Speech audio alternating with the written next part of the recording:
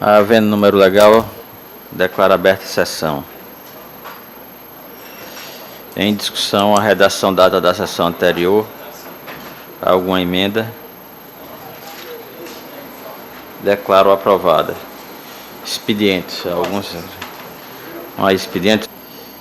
Indago inicialmente se algum dos senhores tem leitura de acórdão. Senhor presidente, tem um aqui que até antes de começar a sessão, o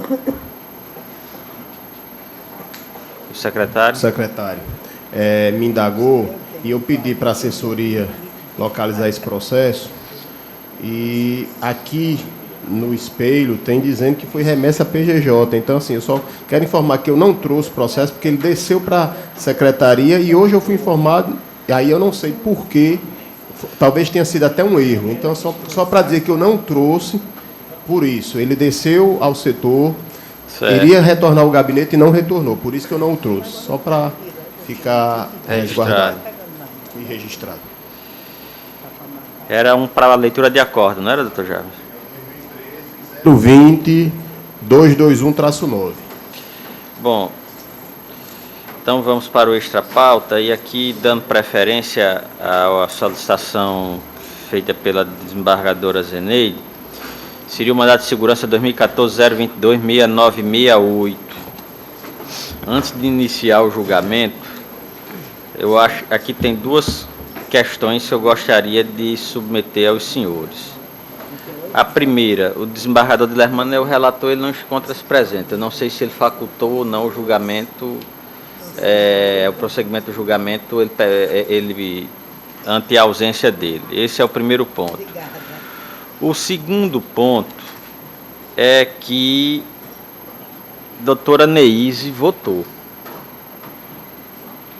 E aqui, pelo score que temos hoje, temos 1, 2, 3, 4, 5, 6 denegando a segurança, concedendo 1, 2, 3, 4, 5, 6. 1, 2, 3, 4, 5, 6. Quer dizer, 6 votos. Eu acho que... Não sei quem é que está faltando. A doutora Zeneide e o desembargador Vivaldo. Então...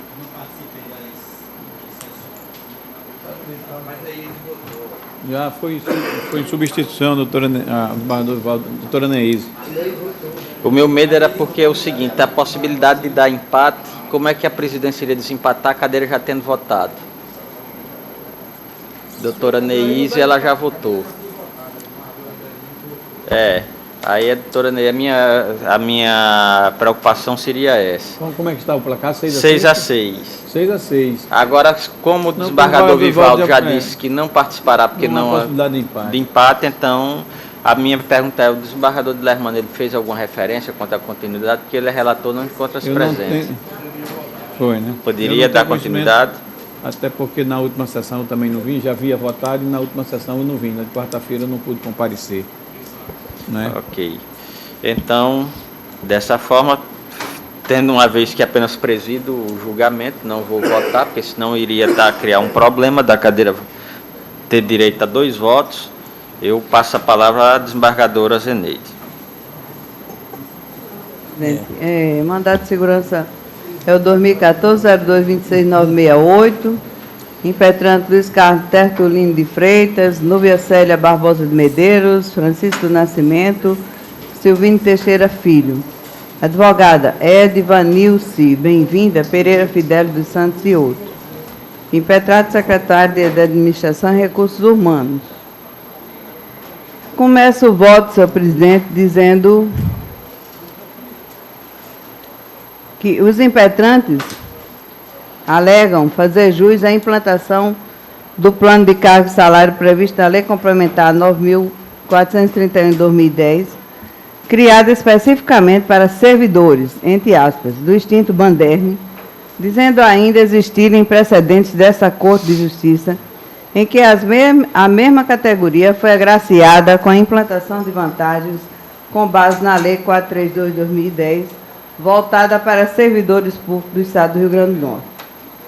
Pois bem, sabe-se que Para a propositura do mandado de segurança, é indispensável que a inicial acompanhe todos os documentos e provas necessárias à demonstração da veracidade dos fatos alegados, em virtude desta ação não comportar dilação probatória.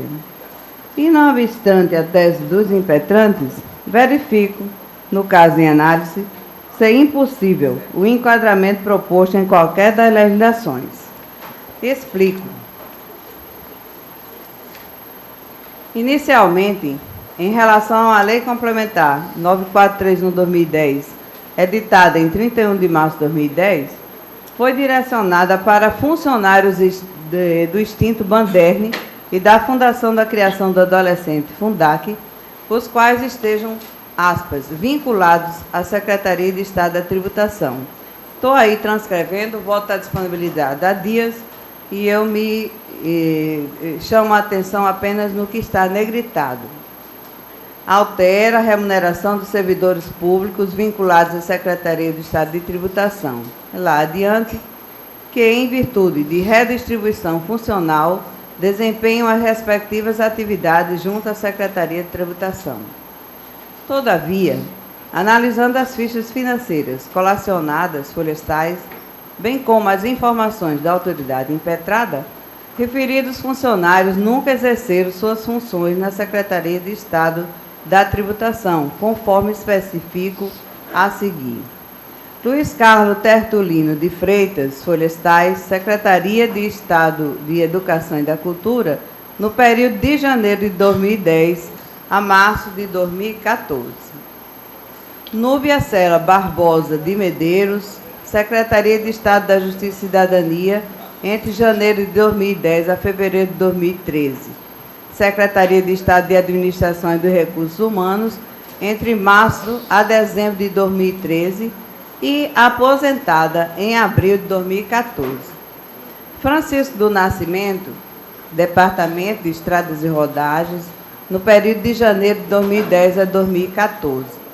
Silvino Teixeira Filho, Secretaria de Estado da Justiça e Cidadania, entre janeiro de 2010 a abril de 2014.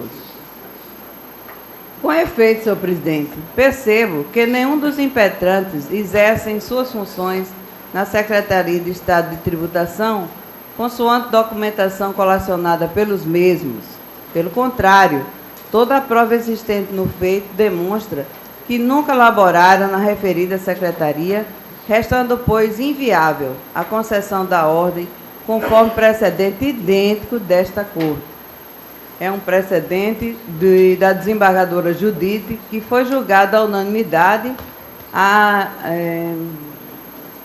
e eu chamo a atenção no que está negritado. Pessoal do extinto Banderne, plano de cargos, carreiras e remuneração instituído pela Lei Estadual 9341/2010, que não teria sido implementado integralmente pela administração. Ainda o mesmo pensar da desembargadora Judite. No mérito, direito líquido e certo não evidenciado, circunstâncias fáticas previstas na norma de regência não demonstradas. Servidora que não exerce suas funções atualmente junto à Secretaria de Estado de Tributação. Isso foi agora, 13/8/2014. Bom evidenciar, contudo, que em relação a supostos precedentes deste egrégio, aplicando o plano de cargos e salários previsto na Lei Complementar 432/2010, faça alguns esclarecimentos. Registro que inúmeros mandados de segurança foram interpostos para essa Corte, visando reajustes remuneratórios, mais de 1.000, com base em planos de cargos e salários criados pelo governo do Estado do Rio Grande do Norte. No entanto, não obstante a qualificação servidor público, presente em 99% dos processos em que analisei, seja na posição de relatora ou de vogal deste egrégio, recentemente tive a oportunidade de constatar que alguns, na verdade, não possuem estritamente essa denominação. Os funcionários sempre aspiados da extinta Data Norte e do Banderne, através, respectivamente, das leis 228 e 233, ambas do ano de 2002, foram redistribuídos ao Poder Executivo. Vejo, todavia, que referidas legislações foram objetos de controle de constitucionalidade. A primeira, a Data Norte, por esta egrégia Corte, nos autos da ação direta de inconstitucionalidade número 2012-013172, dígito 8, da relatoria do desembargador Vivaldo Pinheiro, julgada em 30 de abril de 2004. E a segunda, o Banderli, no Supremo Tribunal Federal, a ADIM 2689, da relatoria da ministra Ellen Grace, Tribunal Pleno, julgada em 9 de outubro de 2003, e aí eu destaco no que interessa. Ação direta de inconstitucionalidade, número 228/2002, previsão de distribuição dos servidores da extinta Data Norte nos órgãos da administração pública em que já se encontram cedidos, ofensa ao artigo 26, inciso 2 da Constituição Federal e 37, inciso 2 da Constituição Estadual e agora da Constituição Federal, exigibilidade de prévio concurso. Mais adiante, a ministra diz, precedentes do STF, inconstitucionalidade evidente, número elevado de servidores atingidos, risco à continuidade dos serviços por eles prestados, necessidade de modulação, possibilidade prevista no artigo 27 da Lei 9869-6899, combinado com o artigo 235 do Regimento Interno deste Tribunal, efeitos ex nunc, procedência da ação com modulação. Esse foi um julgado em 30 de 4 de 2004.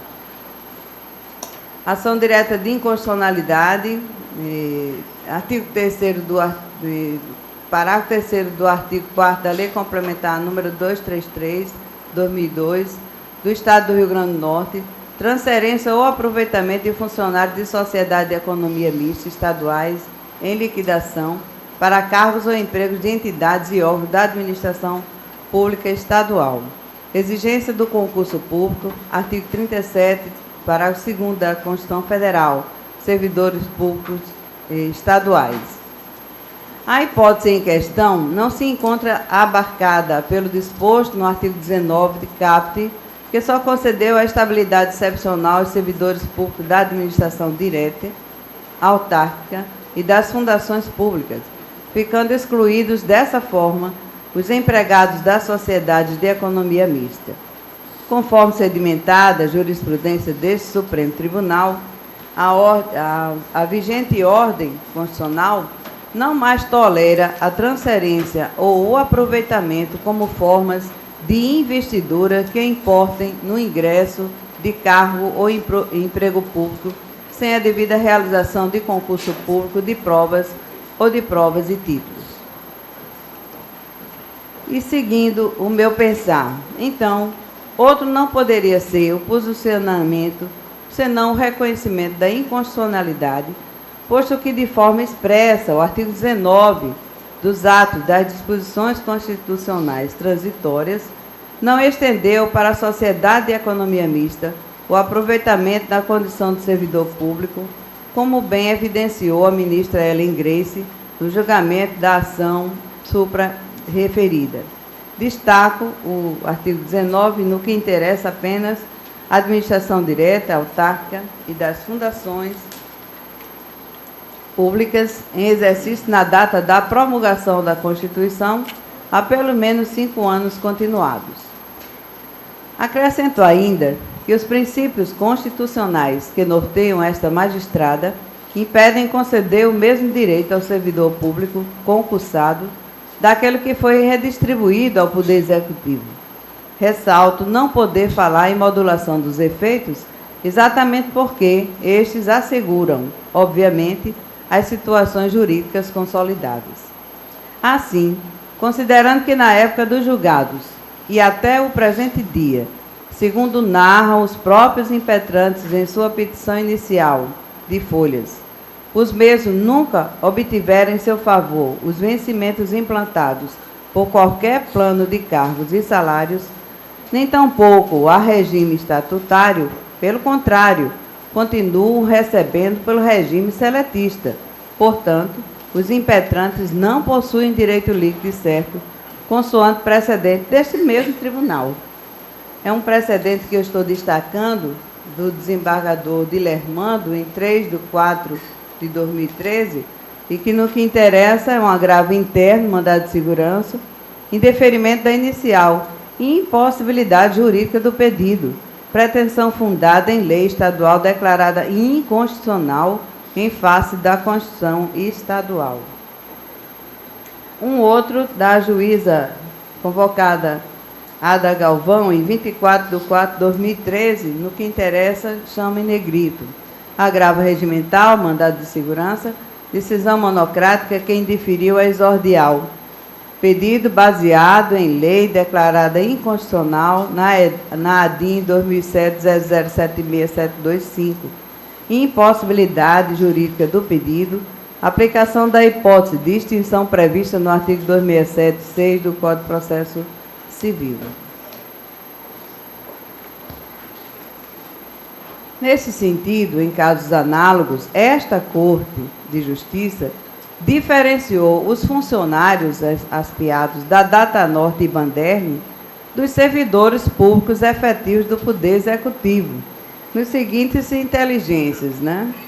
Uma da minha própria relatoria, onde eu destaco inicial indeferida, impetrante funcionário seletista da extinta Datanorte, pretensão de receber seus vencimentos consoante plano de cargos e salários do Estado, ausência de direito líquido e certo apto a ensejar mandado de segurança. Lei Complementar 228/2002, que prevê a redistribuição dos servidores, declarada inconstitucional por esta Corte, ADIM 2012-0131-728. Modulação dos efeitos que assegura tão somente a situação consolidada na época do julgamento, impetrante que recebe seus vencimentos como seletista. Seguindo no que interessa, eu chamo em negrito, ausência de lei vigente que assegure o suposto direito, precedentes do STF e desta Corte, agravo conhecido mais desprovido. E aí tem a súmula 27, não cabe ao Poder Judiciário, que não tem função legislativa, aumentar vencimentos de servidores públicos sob o fundamento de isonomia. Isso aqui foi uma construção de 25/3/2005. Ainda uma outra, da relatoria do juiz Cornélio Alves de Azevedo, julgada em 22/1/2009, e no que interessa, no mérito, diz ele aqui: ex-funcionário do Banderne, pretensão de ser absolvido nos quadros da administração pública estadual, com fulcro na Lei Complementar Estadual 244/2002, inadmissibilidade, lei que possui o mesmo conteúdo do parágrafo 3º do artigo 4º da Lei Complementar 233/2002, o qual foi declarado inconstitucional pelo Supremo Tribunal Federal em sede de ação de inconstitucionalidade, transcendência dos motivos determinantes, efeito vinculante que abrange a fundamentação utilizada na decisão, impossibilidade de ingresso em cargo ou emprego público sem concurso público, artigo 37, inciso 2 da Constituição Federal, precedentes do STF. Portanto, senhores colegas, diferentemente do que alegou os impetrantes, a Lei Complementar 432/2010 alcançou tão somente os servidores públicos da administração direta. Ora, realmente, em seu artigo 3º, diferenciou de forma precisa os servidores em questão, conforme colaciono. No que interessa, o quadro de pessoal da administração direta do Poder Executivo do Estado do Rio Grande do Norte compreende, e aí estão todos os momentos. Parágrafo 2º, quadro suplementar, constituído pelo conjunto de cargos e empregos organizados, assim especificados. E na letra B, empregos públicos, oriundos da administração indireta do Estado do Rio Grande do Norte, de que trata as leis complementares e assim, 129, combinado com a DINURA 163, e de 228, de 1º de março de 2002. Letra C. Empregos públicos oriundos do Banco do Estado do Rio Grande do Norte, de que trata a Lei nº 6.045, de 4 de outubro de 1990, combinado com a Lei Complementar número 233, de 17 de abril de 2002.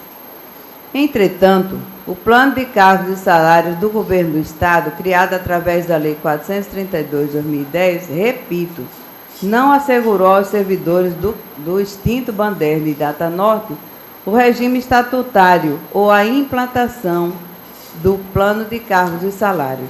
Pelo contrário, afirmou que seria editada uma legislação regulamentando a situação, conforme interpretação literal do seu artigo 30, na qual, onde interessa, diz: ficará responsável pela elaboração de lei complementar, que disciplinará o enquadramento dos cargos oriundos do quadro suplementar de que trata o artigo 3º, inciso 2º, alíneas B e C, no prazo de 1 ano, a partir da publicação desta lei complementar.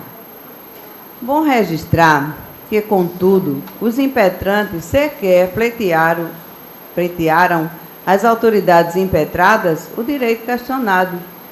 Ausente, pois, o ato coator, e somado ao fato de que, insisto, diante de nenhuma legislação vigente estipulando as vantagens do plano de cargos e salários aos servidores em questão, não vislumbro a existência de direito líquido e certo, a qual, no meu entender, sequer deveria ter sido conhecido.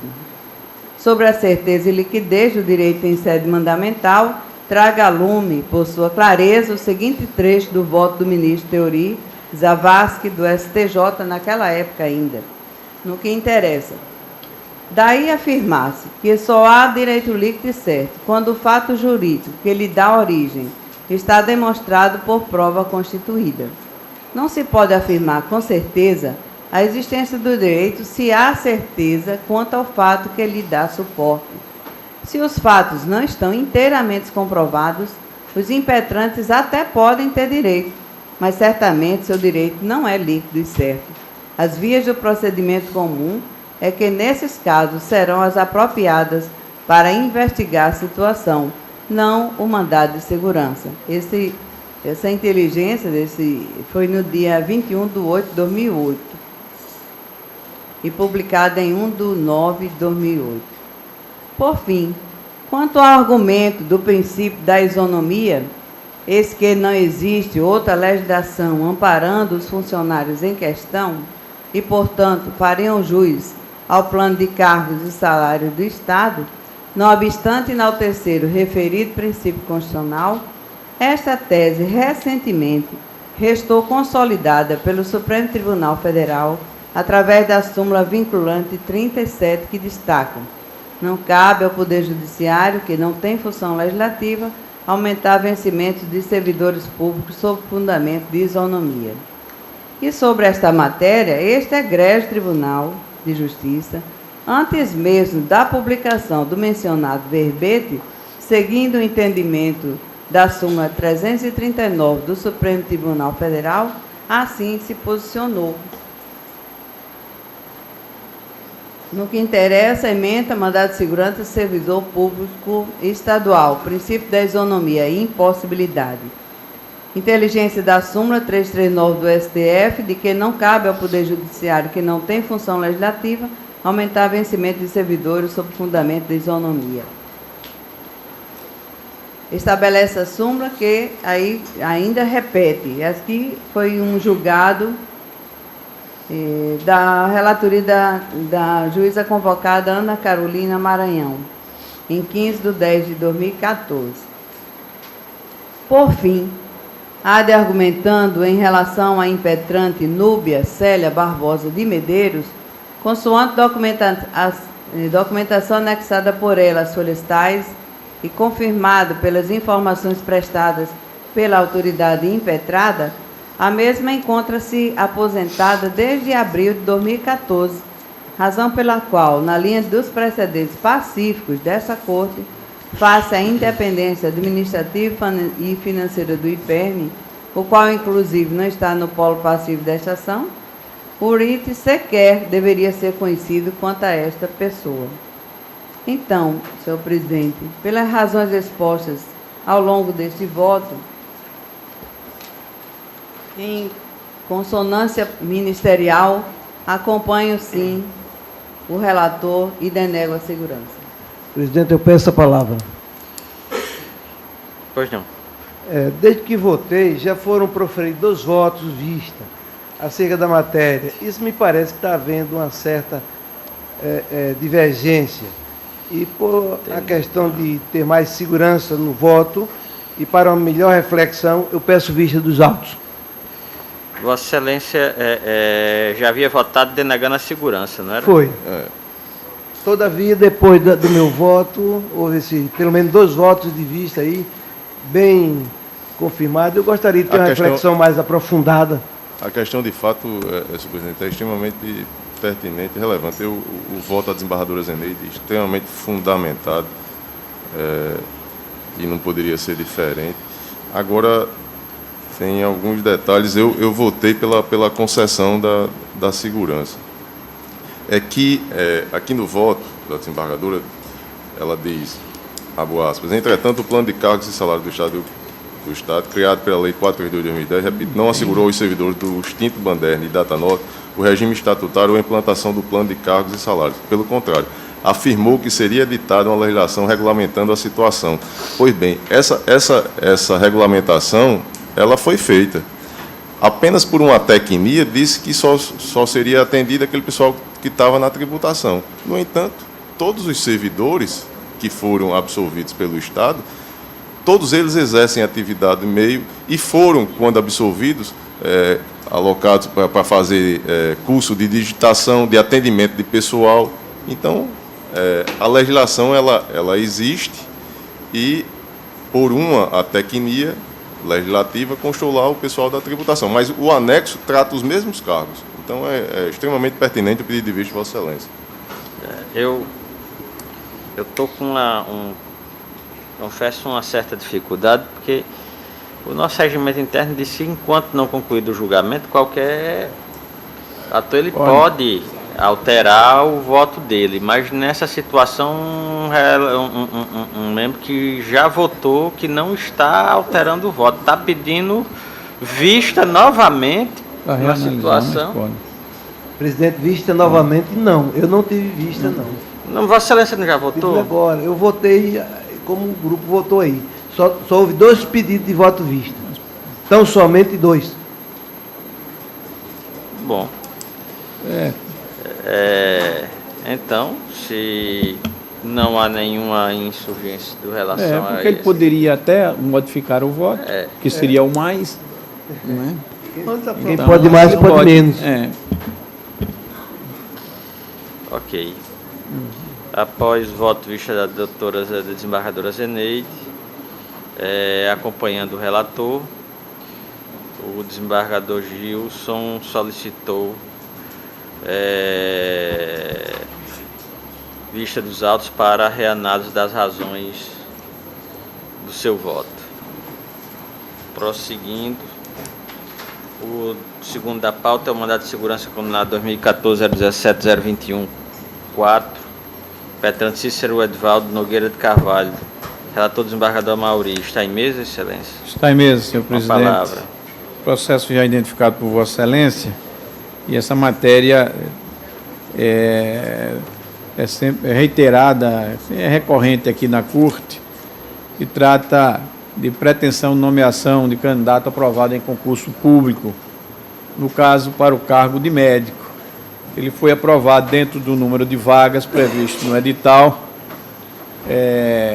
Esperado o prazo do concurso, ele não obteve a nomeação como de direito, e eu estou aqui conduzindo o meu voto no sentido da jurisprudência já assentada na Casa, de reconhecer o direito subjetivo do impetrante à nomeação, porquanto, expirado o prazo do concurso, ele aprovado dentro do número de vagas e não foi nomeado, como já disse, como de direito. Afasto aqui a questão da qualquer violação ou possibilidade de violação à lei de responsabilidade fiscal.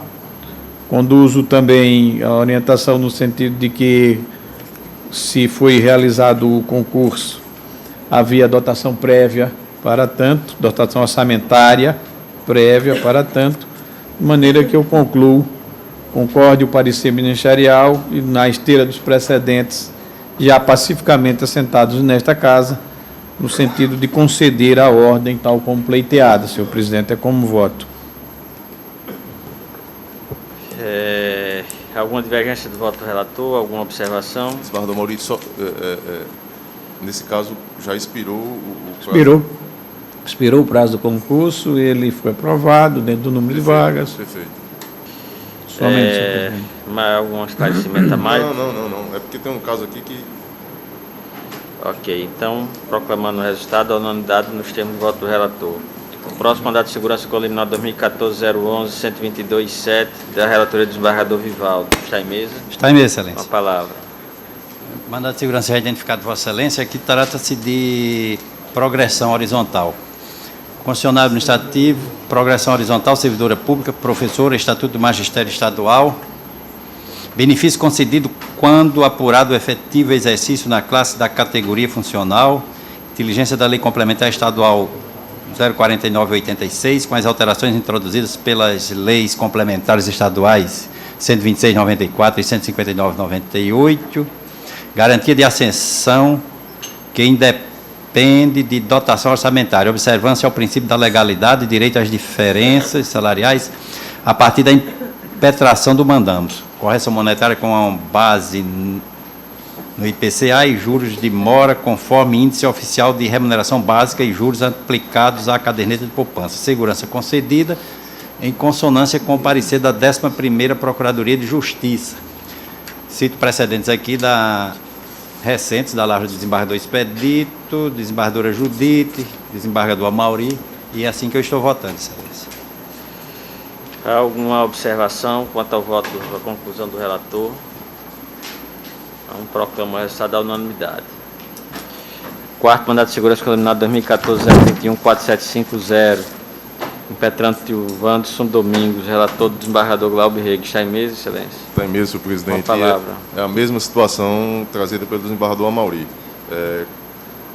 Aprovado dentro do número de vaga, concurso já, o prazo de validade expirado, técnico de enfermagem, eu estou aqui concedendo a segurança, senhor presidente. Em harmonia com o parecer do 69º Promotor de Justiça em substituição ao 18º Procurador. E o voto está disponibilizado. Algum esclarecimento? Alguma observação, algum esclarecimento? Proclamo a unanimidade. Quinto mandato de segurança coliminar 2014-016-817, não mesa.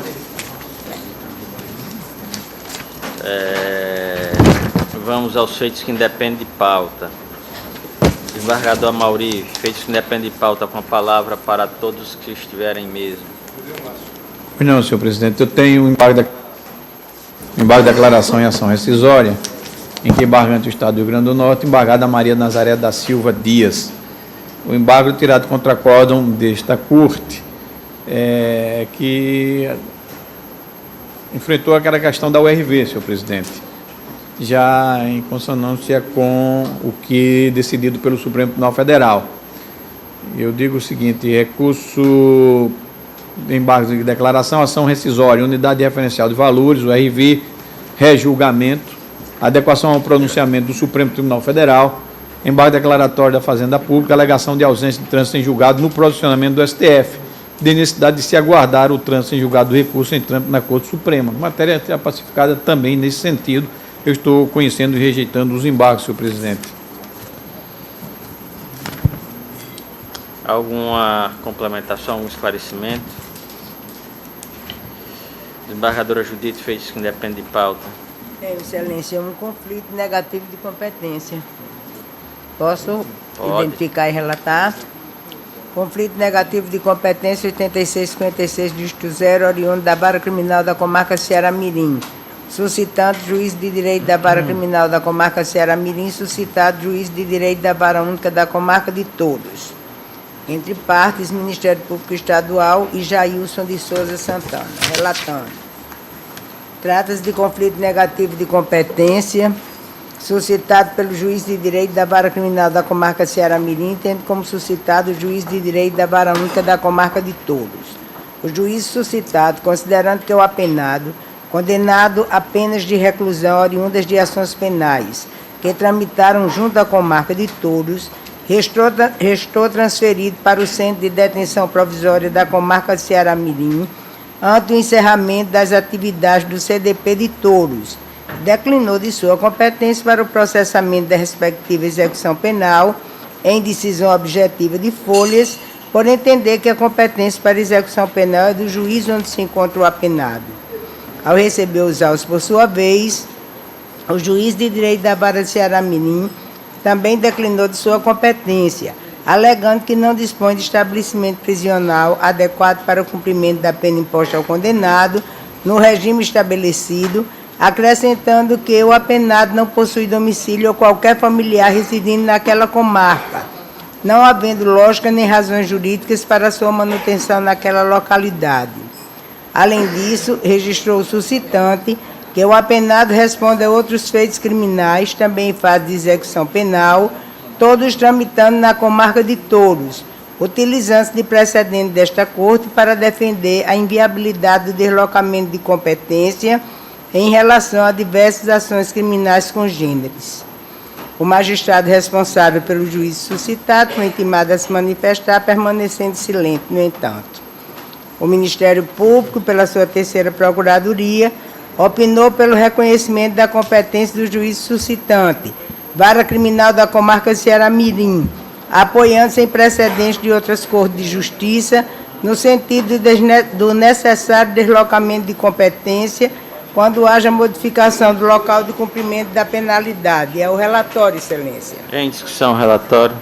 Estou conhecendo do conflito e registro que, em primeiro plano, que a regra máter de competência da matéria de execução penal está registrada no artigo 65 da Lei de Execução Penal, dispondo tal norma que a execução penal competirá ao juiz indicado na lei local de organização judiciária e, na sua ausência, ao da sentença. Observando a Lei de Organização Judiciária do Estado do Rio Grande do Norte, por sua vez, temos como plena competência e a jurisdição dos juízes de direito registrados como vara única, como é o caso da Comarca de Touros, em conformidade com o artigo 38 do referido diploma legal, o que levaria à conclusão natural, a princípio, sobre a competência do juiz suscitado na hipótese dos autos. De fato, nota-se que tal regra foi respeitada, não apenas em relação ao processamento e julgamento das ações penais que resultaram nas reprimendas impostas ao apenado, como também no que tange ao início da tramitação da respectiva execução penal, sendo que nos informa os documentos contidos nos autos. É disso também que esta Corte de Justiça tem se pronunciado por diversas vezes, incluindo votos da minha relatoria, no sentido da manutenção dessa regra, mesmo em face da situação de mudança voluntária de domicílio por parte do apenado, registrando, inclusive, que em tais circunstâncias seria imprescindível, antes de eventual transferência prisional ou mesmo da competência para a execução penal, a consulta prévia ao juiz para o qual o sentenciado pretende ou espera ser transferido, como uma forma de saber se naquela comarca existe estabelecimento prisional ou condições adequadas ao cumprimento da reprimenda.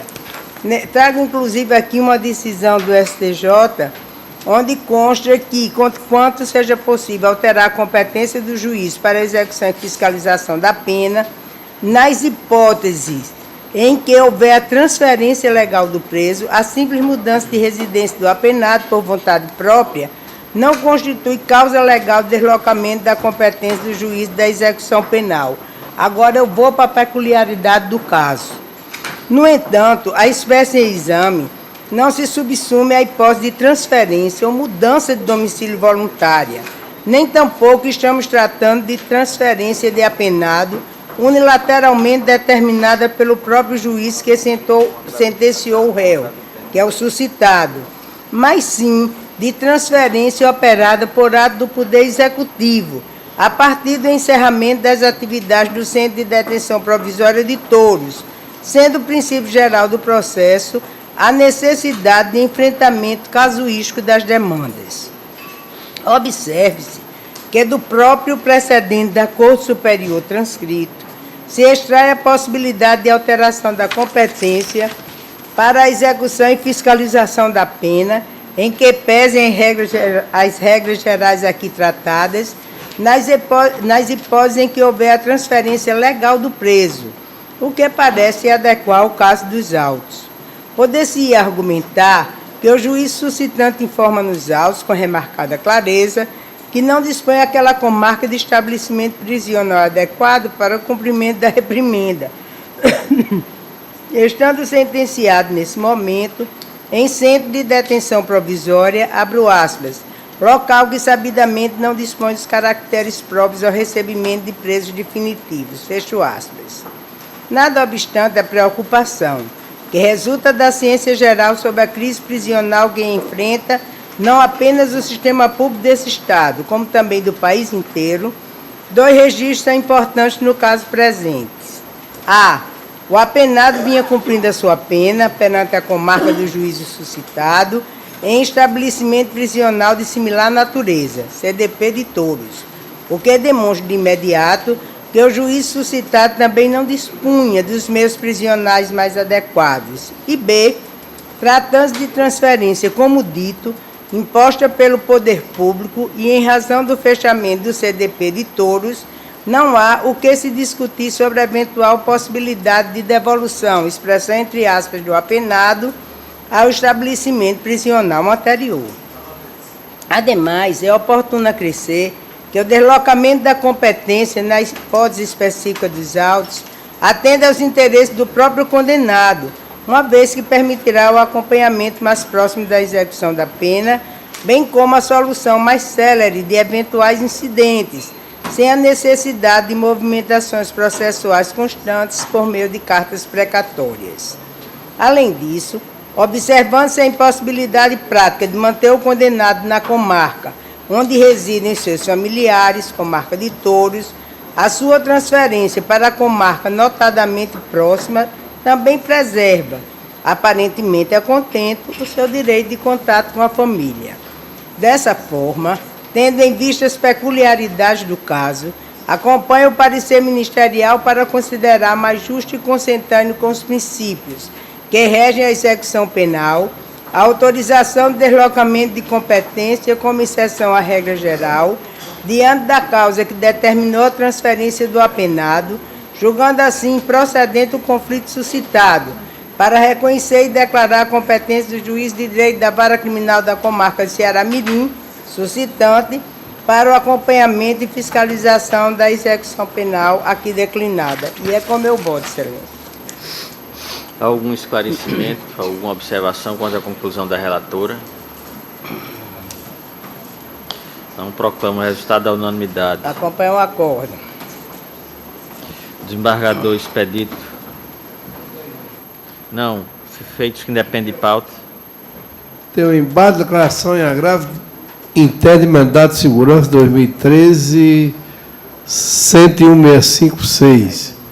Embargando Procurador-Geral de Justiça do Estado do Rio Grande do Norte. Embargada Carla Rene Tagamori. Direito Processual Civil, embate de declaração, alegação de erro de fato no acórdão que julgou desprovido o agravo interno. Mero equívoco de intimação que não compromete o juiz lançado na liminar. Complementação das informações realizadas pela autoridade impetrada nas razões do agravo e reiteradas no declaratório. Vício sanada. Ponderação das novas informações que não tem o condão de modificar com entendimento liminar. Permanência dos requisitos autorizadores do deferimento da tutela de urgência em favor da impetrante. Esclarecimento que se faz pertinente. Declaratórios conhecidos e desprovidos. Alguma observação? Proclamo o resultado da unanimidade. Desembargador João Rebouças, feito isso independe de pauta. Presidente, eu tenho em mesa um conflito negativo de competência 6925 disto 9, suscitando o juízo da 20ª Vara Civil da Comarca de Natal e suscitado o juízo da 1ª Vara Civil da mesma comarca. Entre partes, Simara Félix da Silva e outro, advogado Dr. Tiago Costa Marreiros, e entre partes, Leneide Miguel de Oliveira e Sérgio Rogério Pires Santos. Senhor presidente, eminentes colegas, a matéria já é conhecida desta Corte e do Superior Tribunal de Justiça e respeito à discussão em ação de rescisão de contrato particular de compra e venda de imóvel, que essa rescisão reflete, evidentemente, no imóvel, só que o juízo suscitado, ele entende que diz respeito à ação a direito real, em face da rescisão. E vou pedir permissão para ler a emenda, se algum colega necessitar de algum esclarecimento, eu me acho habilitado a fazê-lo. Processual civil, conflito negativo de competência, ação de reintegração de posse de bem imóvel, acumulada com rescisão de contrato particular de compra e venda. Ação fundada em direito pessoal. Discussão indireta sobre a posse de imóvel, que afasta o caráter real da ação. Inaplicabilidade do artigo 95 do Código de Processo Civil. Declaração de competência do juízo da vara não privativa, é a primeira. Precedentes. Eu estou em sintonia com o parecer do Ministério Público, trago à colação o artigo 5º da Resolução 63 de 2013 do Tribunal de Justiça, que mudou e ampliou a competência para a 21ª Vara Civil da Comarca da que passam a processar e julgar também privativamente as ações possessórias, as ações reivindicatórias de emissão de posse, toda de natureza imobiliária. Tem o precedente do Superior Tribunal de Justiça, senhor presidente, da relatoria do saudoso ministro Carlos Alberto Mendes Direito, na época ainda no Superior, quando Sua Excelência diz a convergência para afirmar que a ação de anulação de compromisso de compra e venda, que é o caso, é pessoal e que o pedido de reintegração, como consequência, não acarreta a incidência do artigo 95 do Código de Processo Civil, que estabelece a competência absoluta, prevalecendo o foro de eleição, se existente. E também trago um precedente da relatoria do desembargador Vivaldo Pinheiro, aqui da nossa Corte, que se encaixa como uma luva ao caso em exame, que diz a regra de competência absoluta do artigo 95 do Código de Processo Civil não diz respeito às ações pessoais, ainda que estas repercutem diretamente no direito de propriedade. E assim, senhor presidente, em sintonia com a 18ª Procuradoria, eu estou declarando competente o juízo suscitado no caso da 1ª Vara Civil da Comarca de Natal. Como eu estou votando, senhor presidente. Alguma observação quanto à conclusão do relator? A unanimidade, então. Desembargador Vivaldo tem feito isso independe de pauta. Desembargador Saraiva, feito isso independe de pauta. Eu tinha em mesa, mas retirei agora, excelência. Desembargador de Lermano não se encontra. Desembargador Vigílio, feito isso independe de pauta. Tenho, senhor desembargador. Uma palavra. Presidente. Os embargos de declaração em ação civil originária 2012-012-625-3, origem segunda vara da Fazenda Pública da Comarca de Natal, embargante é o Estado do Rio Grande do Norte, procurador doutor Marcos Antônio Pinto da Silva, embargado é o município. A emenda me parece que pode ajudar, senhor presidente, é muito simples.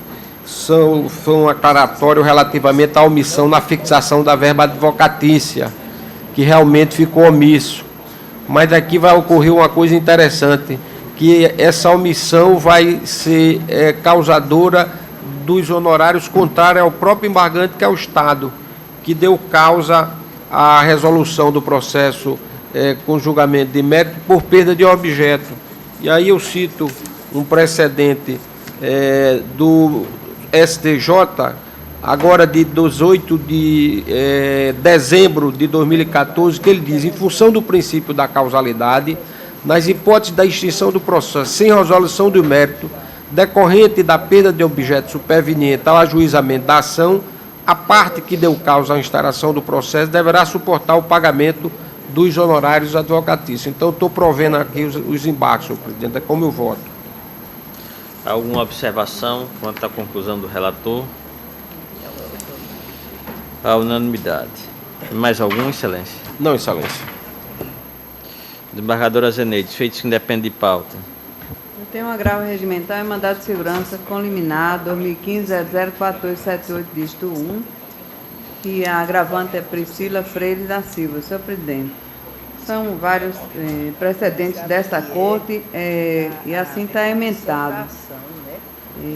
Liminar indeferida, concurso público para provimento do cargo de nível médio de assistente técnico da área administrativa, candidata aprovada fora do número de vagas previstas no edital, certame que estabeleceu 83 cargos concorrentes na posição, ela de 134, prazo de validade do certame ainda não expirado, só vai expirar em 2016, e eu estou desprovendo o agravo, senhor presidente.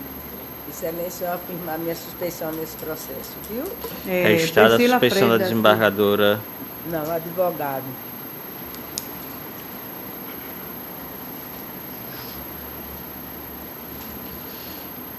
Desembargadora Judite.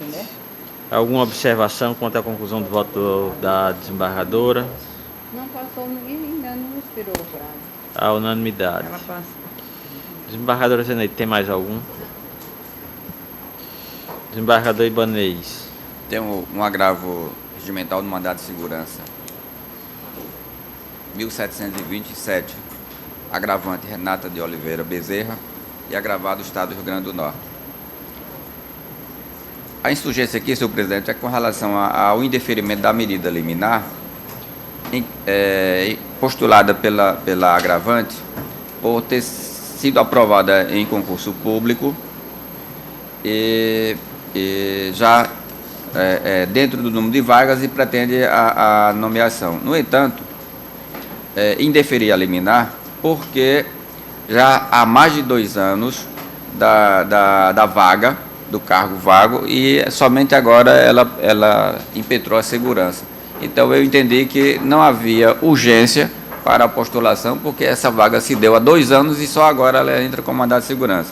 Então, na verdade, ela não tinha interesse na ocasião de ser nomeada e agora vem postular. O indeferimento foi só por falta de urgência. E ela se insurge agora no regimental com relação a esse fundamento da decisão monocrática. Eu estou confirmando a decisão monocrática e negando o provimento ao regimental, trazendo a apreciação de Vossas Excelências. Não, esse aqui não, desembargador Vigília, não. Alguma consideração quanto à conclusão do relator? Então, proclamo o resultado da unanimidade. Desembargador Ibanez, Vossa Excelência tem outro, né? Tenho, presidente. Também é um agravo interno em embargos infringentes. E aqui é com relação à decisão dos contratos bancários, a possibilidade de capitalização em decorrência da mudança de entendimento desta Corte. Eu fiz a adequação do posicionamento adotado pelo Tribunal e o agravante se insurge com relação a essa mudança de entendimento que foi adotada pelo Pleno. Então, eu estou também conhecendo e desprovendo o agravo regimental. Alguma consideração dos senhores, alguma dúvida? Proclama a unanimidade. Não tenho mais processos independentes de pauta, senhor presidente. Desembargador Glauber. Tenho, senhor presidente. Em mesmo agravo regimental em mandado de segurança número 2015-3759, dígito 1, agravante Alan Jones Fechine Fernandes, advogado Dr. Fábio Luiz Monte de Holanda, agravado governador do Estado do Rio Grande do Norte. Senhor presidente, aqui registrar a suspeição da desembargadora Judite. O mandado de segurança, ele agravante aprovado em concurso público no DETRAN cargo de assessor técnico de informática. E, em terceiro lugar, 2 vagas. No decorrer do prazo de validade, surgiu a vacância em um dos 2 cargos,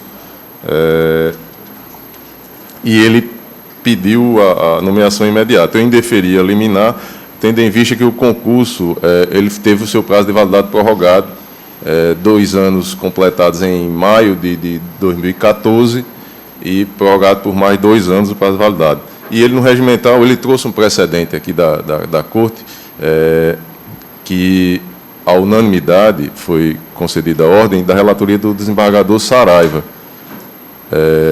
E eu, neste caso, o voto está aí disponibilizado, senhor presidente. Eu, embora tenha participado do julgamento em que fui relator do desembargador Saraiva, eu me mantenho fiel aqui aos precedentes da Corte, no sentido de que, estando ainda dentro do prazo de validade, ele tem tão somente uma expectativa de direito à nomeação. E aqui eu trago aqui um precedente da relatoria do desembargador Vivaldo, aprovação, abro aspas aqui, aprovação dentro do número de vagas, pretensão de nomeação, prorrogação do prazo de validade do concurso, discricionariedade da administração pública até o término do referido prazo de validade, inexistência de ilegalidade ou abuso de direito, ausência de direito líquido e certo, segurança denegada, fecho aspas. Isso aqui foi no mandato de segurança número 2013-1695-7, disto 9, relator desembargador Vivaldo Pinheiro, julgado 8 de outubro de 2014. No mesmo sentido, um outro aqui, relatoria do desembargador Dilermano Mota, mandato de segurança número 2014-1367, disto 7, julgado em 16 de julho de 2014. Um outro da minha relatoria, julgado em 6 de novembro de 2013, mandato de segurança número 2013-3736, disto 8. Então, senhor presidente, eu estou negando provimento ao agravo regimental. Está reconhecendo que deixar no prazo de validade o concurso. Exatamente. Mas destacando esse precedente aqui, trazido pelo desembargador Saraiva. Que agora a desembargadora Zeneide, no regimental dela, acabou de confirmar também aqui. Senhor presidente, eu peço a palavra, senhor presidente. Pois não. Senhor presidente, ao proferir o voto citado pelo eminente relator, eu fiz embasado em precedentes da Corte, inclusive na oportunidade citei o desembargador Amauri, e também me parece Vossa Excelência, e o STJ na pessoa do ministro Benedito Gonçalves. O caso aqui me parece bem peculiar. São 3 vagas, o cidadão passou em 4º. Os 3 foram nomeados, um deles desistiu. Ora, a prova da nomeação pela entidade, pela administração pública, implica demonstrar a necessidade da ocupação daquele cargo. Se o terceiro desistiu, independentemente de estar dentro ou fora do prazo, o 4º, naturalmente, fez jus. E agora, senhor presidente, mais embasado ainda, eu trago como sedimentação desse entendimento, não só mais o ministro Benedito, mas também Mário Campbell, agora em 2013, Eliana Calmon, Hermano Benjamin, todo nessa linha de raciocínio. Por quê? Porque a demonstração de necessidade do provimento daquele cargo aconteceu na hora que a administração nomeou os 3 aprovados dentro das 3 vagas. Um desistiu, claro que o 4º adquiriu aquele direito, aquela vaga que já foi suprida por nomeação, mas não exercitada por um motivo alheio.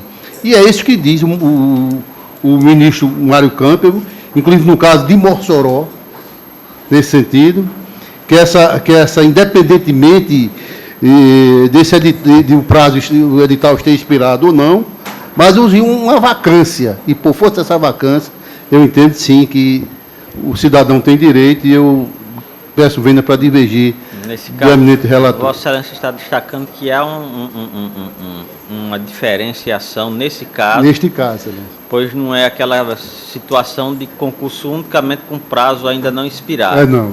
Seria o caso de que a administração já havia convocado um terceiro, todas aquelas vagas, sim, todos os candidatos aprovados dentro do número de vagas, mas um desistiu.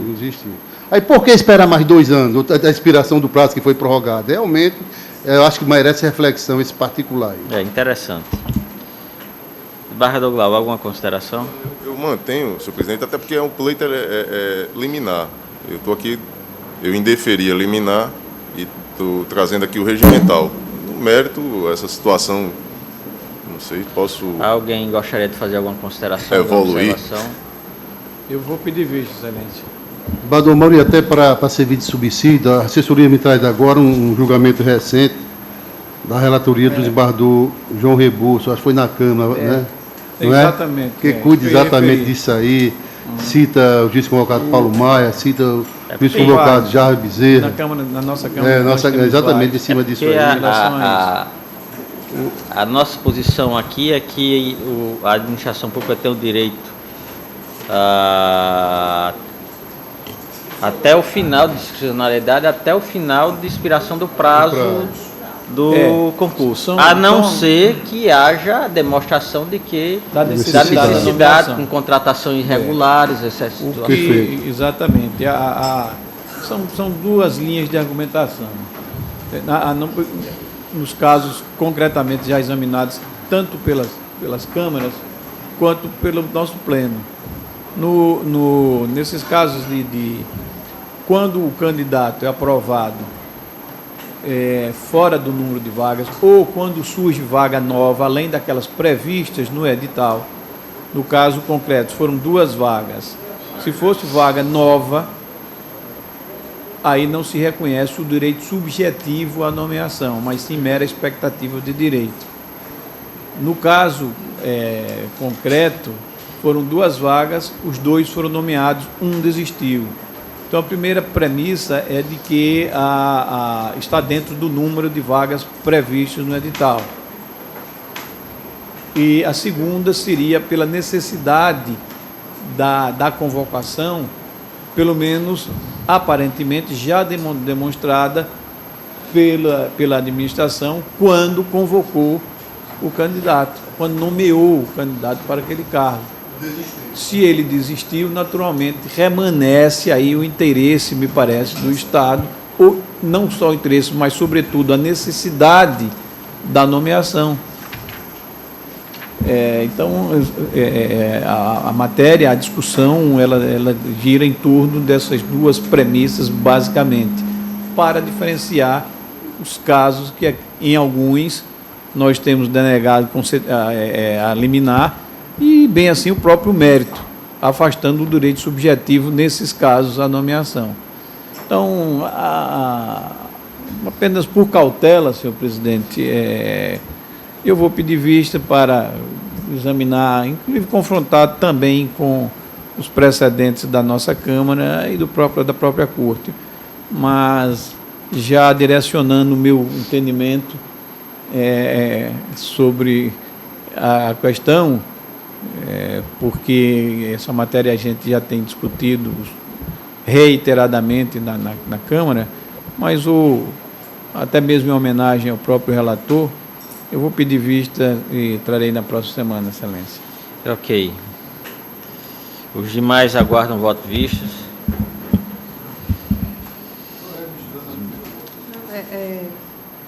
Eu sigo. Já registrado... Eu quero deixar meu voto, senhor presidente. Pois não. Acompanhando o relator.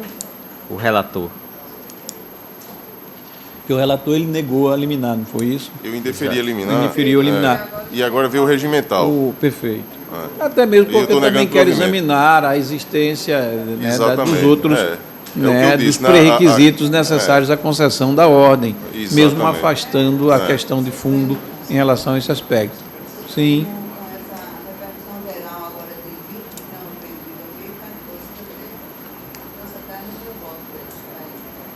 Ok. Servirá naturalmente para me orientar, excelência, no meu voto. Tenho. Desembargador Glauber, mais algum? Tenho, senhor presidente. Tenho um outro regimental em mandado de segurança número 2015-5450, distrito 4. Agravante, município de Natal.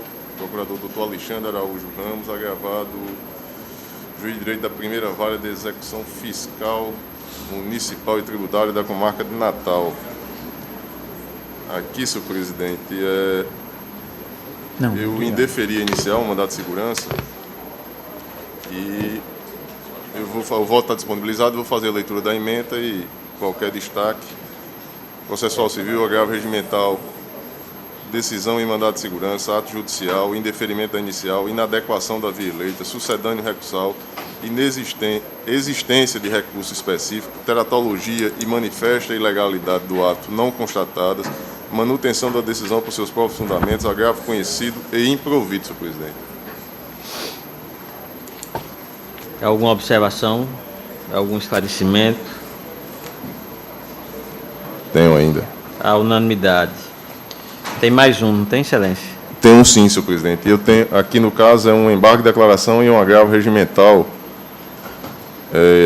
Começando aqui pelo embargo de declaração em ação civil originária, número 2015-3423, dígito 4, embargante, Sindicato dos Servidores do Poder Judiciário do Estado do Rio Grande do Norte, SIGERN, advogada doutora Natália de Sena Alves, embargado Estado do Rio Grande do Norte, procurador doutor Francisco Wilke Rebouças Chagas Júnior.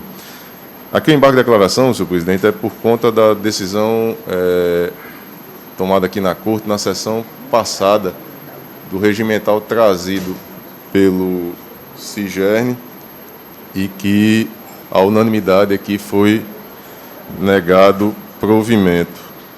E a ementa também eu acredito que seja suficientemente esclarecedora, mas fico aberto a esclarecer qualquer questionamento.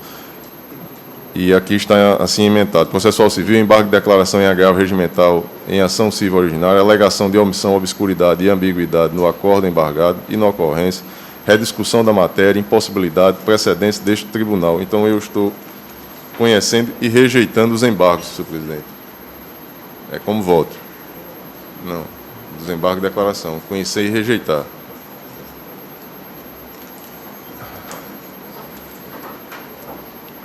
Os embargos.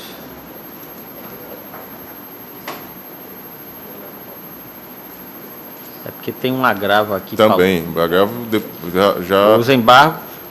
Resolvido? Não, estou indo nos embargos. O regimental já foi julgado, né? Não, o regimental vai ser Vai ser. Vai ser agora. Ah, é? Do Estado. Estou dizendo, eu julguei agora, votei nos embargos de declaração. Embargo de declaração. Conhecendo e rejeitando. Conhecendo e rejeitando em relação do agravo da quarta-feira passada. Isso. Ok. Alguma dúvida, algum esclarecimento? A unanimidade. Agora o agravo. Em mesa, senhor presidente, o agravo regimental em ação civil ordinária, número 2015-3423, dígito 4. Agravante, Estado do Rio Grande do Norte, procurador doutor Francisco Wilke Rebouças Chagas Júnior. Agravado. Aqui está errado.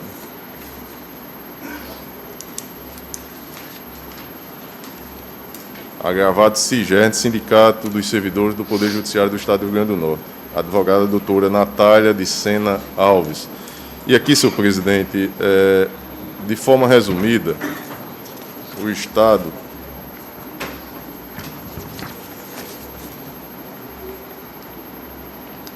pede que seja autorizado o desconto salarial dos dias parados nos contra-cheques dos servidores que aderiram ao movimento paredista desde o primeiro dia de paralisação, independentemente de ser considerado ilegal ou não o movimento. Pede também que se reconheça a ilegalidade do movimento grevista desde o início da sua deflagração pelo SIGERN. E, por fim, pede que seja majorada a multa diária por descumprimento e sugere o valor de R$100 mil.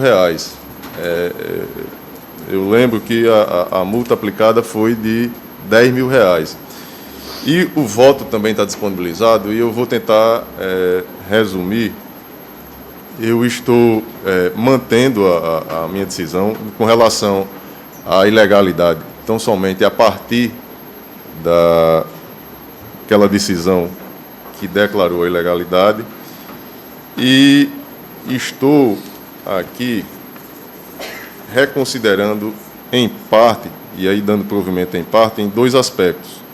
Com relação ao pleito de que seja descontado desde o primeiro dia em que foi deflagrada a greve, eu entendo que somente será possível quando oportunizado a reposição desses dias parados e não sendo feito esta compensação pelo servidor. O Estado, o tribunal, dá a oportunidade ao servidor de recompor, de compensar os dias parados naquele período em que considerada legal a greve, recompôs, estou superado essa questão do desconto, não recompôs, não compensou, fica autorizado o desconto desses dias parados. Então, aí no voto está esclarecido este aspecto.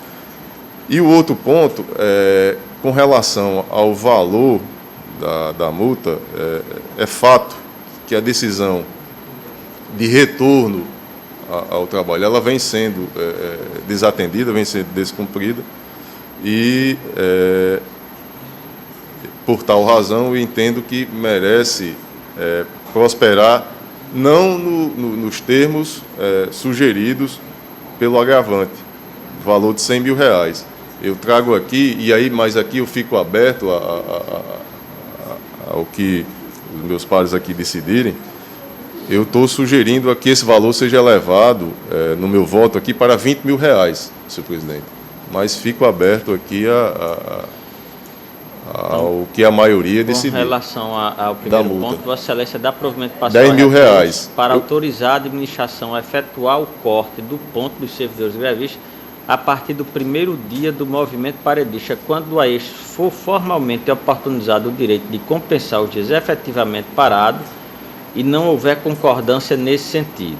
Isso. Não é isso o primeiro Exatamente. ponto? Quanto ao segundo ponto... São três.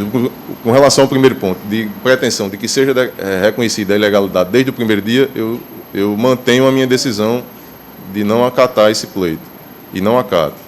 O segundo é o que Vossa Excelência acabou de ler, e o terceiro é a multa que... E a multa que seria que Vossa Excelência está, digamos assim, sugerir o aumento da multa de 10 para R$20 mil. Valor diário. Diário. O valor R$10 mil. O Estado está... Qual é? Essa compensação é no período só que a greve não foi legal, né? Isso. Declarado pelo Supremo. No período em que eu reconheci como legal. Legal, certo. E aí o tribunal oportuniza a reposição desses dias, a compensação. A dúvida é quanto ao período. Quer dizer, o período é só o período legal. Legal. A partir do momento em que foi declarada a ilegalidade, não. Aí já está dito o voto aí que ele essa é a dúvida só isso. Desembargador Gils. Acompanho. Doutor Jarbas. Eu vou pedir Vênus, eu acompanho nesse ponto aí a questão da compensação. A gente já está votando a questão do aumento da multa ou não? Inclusive o aumento da multa. E aí o meu voto é a manutenção de 10 mil. Com todas as Vênus, pelo menos inicialmente. Então seria parcial. Parcial. Desembargador Amauri. Eu acompanho o relator, excelência. Desembargadora Judite. Eu também acompanho, excelência. Desembargador Expedito. No período anterior à decretação. Da decretação, não. Da ilegalidade, né? O que foi decidido inicialmente. A ilegalidade da greve Só a partir daquele momento da audiência, momento. da decretação. E autorizado o desconto dos dias parados a partir daquele momento. Pronto. E fixada a multa de 10 mil reais. Ofertada a compensação e não for... E não permitido nem a compensação e nem o desconto no período em que ela restou considerada legal. O Estado vem agora e pede, são três pedidos. Pede que seja considerado ilegal desde o início. Pede que exatamente. Pede que seja autorizado o desconto desde da deflagração e que seja majorada a multa para R$100 mil.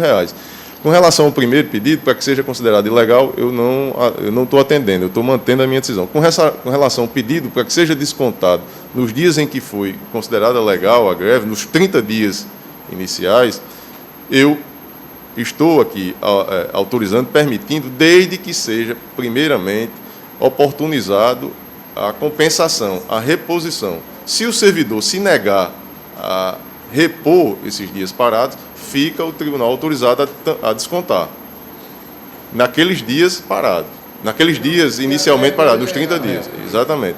E a multa que eu inicialmente fixei em R$10.000, que o Estado pede para que seja majorado para 100, eu estou majorando para R$20.000 o valor diário. Esse é o meu voto. Desembargador João. Desembargador Saraiva. Desembargador Vivaldo, aliás. Desembargador Saraiva. Também acompanha, senhor presidente. Desembargador Vigílio. Já?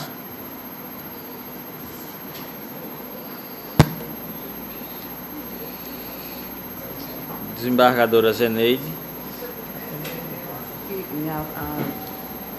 A decisão inicial do desembargador Glauber com relação à multa apenas, eu entendo que aquele que foi fixado em R$10.000, eu voto nesse sentido, de manter aquela multa da decisão dele, R$10.000. Essa é praticamente a situação que menos vai influir em efeito, desembargadora, com todas as vezes a desembargador já, porque na realidade o que mais interessa aos servidores é a oportunidade de não ter o ponto descontado, porque o sindicato, isso aí quem vai arcar seria o sindicato na eventual, digamos assim, descumprimento dele, ou então nessa situação. Mas o que vai interessar para o servidor é a oportunidade dele não ter o ponto descontado, fazer alguma compensação.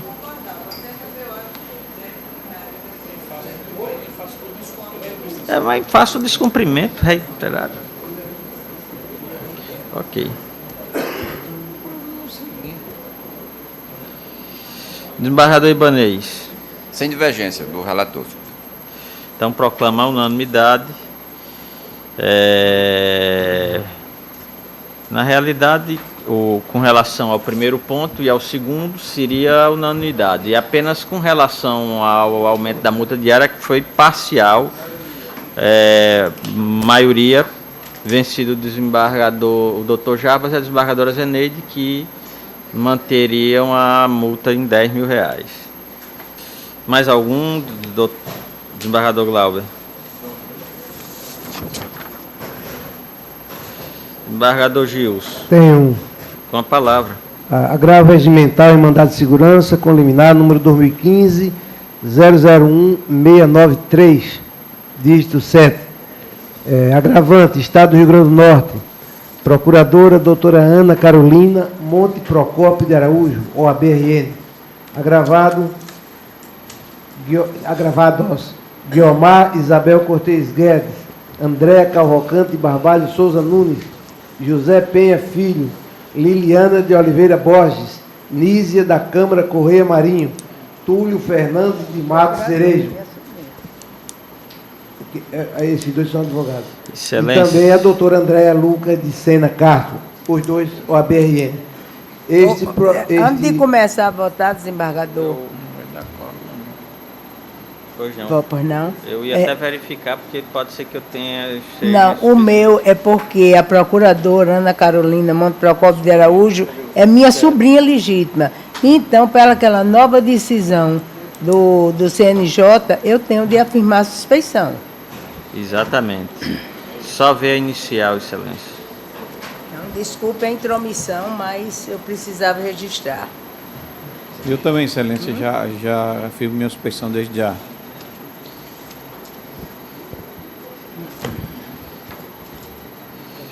No caso, também vai haver a suspeição, porque uma das impetrantes é minha assessora. Então, eu não posso funcionar nos presentes autos. Tem. Eu teria que passar a presidência ao desembargador Expedito. Eu fui bem suspeição. É você mesmo. Desembargadora Judite passa a presidência do desembargador Expedito. Quer para cá? Senhor presidente, não, suspeição também, desembargadora. Tem quórum? Tem. Ainda tem. Rebouça também? 8. Só tem 8, Excelência. Devolva a presidência a Vossa Excelência. Não tem quanto. Não há quórum suficiente para... Só ficaram 8? 8. 1, 2, 3, 4, 5, 6, 7 e 8. É. Esperar o desembargador Dilermano, pode ser que com ele seja possível. Ou então fazer a convocação na próxima. O segundo da pauta anterior, ação civil original 2014 070510 756, da minha relatoria, eu quero informar que esse processo está em mesa, mas o revisor do desembargador Dilermano não vai ser possível julgamento. Então, registrar que fazer o registro que o processo encontra-se em mesa. Desembargador Amauri, embargos à execução, número 2014 025 827 1. Embargado do Estado do Rio Grande do Norte, embargado Francisca Sérvula Gomes Pessoa e outros. Tem como revisora a desembargadora Judite. Está em mesa, senhor presidente. Aqui trata de alegação de excesso na execução. Nada obstante, não houve impugnação dos cálculos apresentados nos embargos. E eu digo o seguinte, a matéria, não exige maiores indagações, também porque houve concordância, ainda que de forma tácita, quanto a alegado o excesso na execução. Eu digo embargos à execução, servidor público, alegação de excesso na execução, não impugnação dos cálculos apresentados nos embargos, homologação dos cálculos apresentados pelo Estado do Rio Grande do Norte, condenação dos executados em custos processuais honorários advocatícios, inteligentes do artigo 20, parágrafo 3º e 4º do Código de Processo Civil. Submissão do pagamento ao regime requisitório de pequeno valor, RPV, quantia inferior a 40 salários mínimos. Artigo 100, parágrafo 3º da Carta Federal, combinado com o artigo 87, inciso 1 dos atos das disposições transitórias, precedência desta Corte, procedência dos embargos. É como estou julgando, Excelência. Desembargadora Judite, como revisora.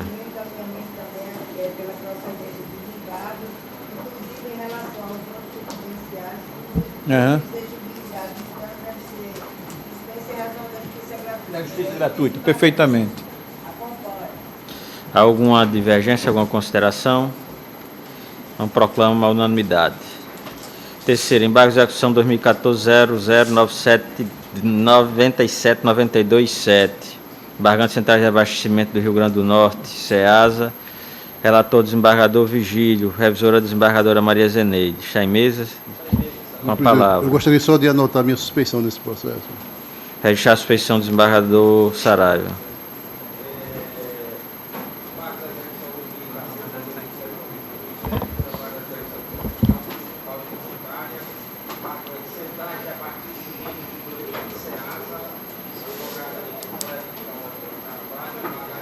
De Natal. Senhor presidente, me parece que a ementa possa orientar o meu voto, esclarecer aos eminentes pares. Eu estou dando procedência aos embargos e anulando as CDAs, nos casos as certidões, exatamente em virtude da ausência da falta de menção do endereço dos executados. E aí eu cito precedentes do STJ reiteradamente, por exemplo, aqui da ministra Helena Calmon. O STJ já teve a oportunidade de frisar a indispensabilidade da menção do número do processo administrativo na CDA, momento no caso em que tal omissão puder obstar a defesa do executado. Precedente, recursos especiais, vários recursos especiais. Um do outro ministro Hamilton Cavalido, falecido Hamilton Cavalido, outro do ministro Castro Meira, um do ministro Humberto Martins, e essa é a posição do STJ, de sorte que eu digo, a ausência de menção ao número do processo administrativo na certidão de dívida ativa enseja a sua nulidade, uma vez que obsta a defesa do executado. Por isso que eu estou exatamente julgando procedente os embargos, senhor presidente. Como eu voto. Revisora. Acompanho. Alguma divergência, algum esclarecimento? Então, proclama a unanimidade do chefe de voto do relator. O seguinte, excelência. o seguinte, senhor presidente. Os embargos à execução 2014, 3649-3, origem do Tribunal de Justiça, embargante o Estado, procurador Jancênio, embargada Cassiana Maria Ferreira Suassuna, Jairo José de Almeida, Monique Godeiro dos Santos Gugel, Zila dos Santos Pessoa e Cícero Luiz da Conceição. O advogado é doutor Vicente Bruno de Oliveira. Isso aqui é igual ao que o desembargador Amaury julgou no número 1º, que Vossa Excelência foi, Sua Excelência foi o relator. Excesso de execução. O Estado embargou simplesmente para dizer que havia excesso na correção monetária e nos juros. E eu estou julgando procedente os embargos, senhor presidente. A relatora, a revisora, desculpe, também acompanha hoje de mais algum esclarecimento. A unanimidade. O quinto, embargos infringentes 2014-006774, também é da relatoria de Vossa Excelência, tem como embargante Banco Paulista, a revisora do desembargador Maria Zeneide, sem querer tolher sua palavra, mas é aquela questão da capitalização, presidente. Vossa Excelência está adequando. Adequando, exatamente, ao precedente. É isso, exatamente. Eu estou adequando aquele precedente já julgado por esta eminente corte. Então, alguma divergência, alguma observação? Revisor acompanha. A unanimidade. A revisão criminal, desembargador expediente, está em mesa.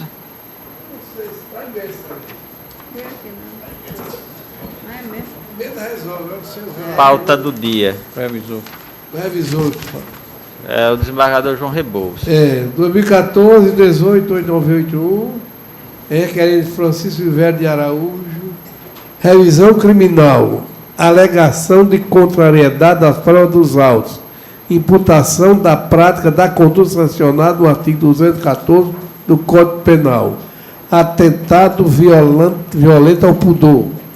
Em sua redação originária, registros documentais que evidenciam a prática de atos de libidinagem em face de menores sob a promessa de recompensa financeira. Parte requerente que tenha ciência sobre a condição de menoridade da vítima. Fatos confessados em interrogatório judicial. Prova suficiente da prática delitiva imputada. Não demonstração de fato que possa ensejar nova ponderação sobre os mesmos elementos. Sentença que também apresenta necessária reflexão sobre os critérios para estabelecer do quanto da pena e do regime judicial para seu cumprimento. Não demonstração de judiciário. Pretensão que dirige-se apenas contra entendimento exposto na sentença. Requerimento para si revisão dos critérios utilizados pelo Poder Judiciário. Decisão impugnada completa e devidamente fundamentada. Julgado que não carece de revisão.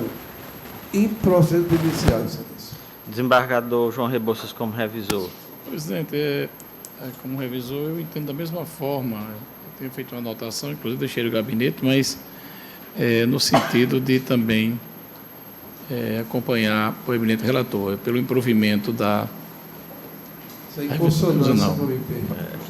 Registrar a suspeição do desembargador Saraiva e eu pego indago se algum dos senhores tem alguma dúvida, algum esclarecimento a fazer ao relator. Então, proclama a unanimidade. E os embargos infringentes 2014-00-4691-3, também da relatoria do desembargador Expedito. Excelência, é aqueles julgados, repercussão geral, né? Está readequando o recurso. É a revisão de contrato. Revisão de contrato. Capitalação do juro, né? Convencional. Conhecendo e provendo recursos. Desembargador João conhecido e provido, Excelência. O desembargador João Rebouças como revisor, alguma... Então, alguma dúvida? Nenhuma. Nenhum esclarecimento. Proclamo o resultado da unanimidade de votos. Nos termos do entendimento do relator. E não havendo mais processos em mesa, declaro encerrada a sessão.